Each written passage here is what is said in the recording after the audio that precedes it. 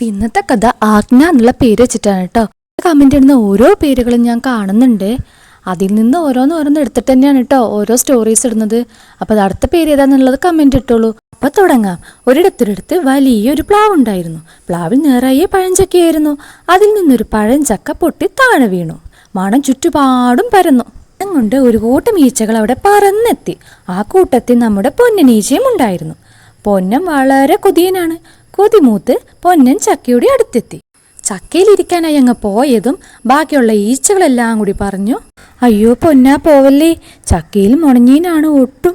പൊന്നൻ അതൊന്നും കേട്ട മട്ട് വെച്ചില്ല. അസൂയ മണ്ടന്മാർ. അതും പറഞ്ഞ് പൊന്നൻ നേരെ പോയിരുന്നതും ചക്കയിൽ മുണഞ്ഞില്ലങ്ങ് ഓട്ടിപ്പോയി. തിരികെ പോരാറുണ്ടോ പറ്റുന്നു. അവർ പറഞ്ഞത് കേട്ടാൽ മതിയായിരുന്നു. പൊന്നൻ ഒരുപാട് കഷ്ടപ്പെട്ട് എഫേർട്ട് എടുത്തിട്ടാണ് കേട്ടോ ഞാൻ ഓരോ സ്റ്റോറീസും ചെയ്യണത്. സബ്സ്ക്രൈബ് ചെയ്യാനും സപ്പോർട്ട് ചെയ്യാനും ആരും ഇല്ല കേട്ടോ. നല്ല വിഷമമുണ്ട്. 98% ആൾക്കാർ സബ്സ്ക്രൈബ് ചെയ്തിട്ടില്ല.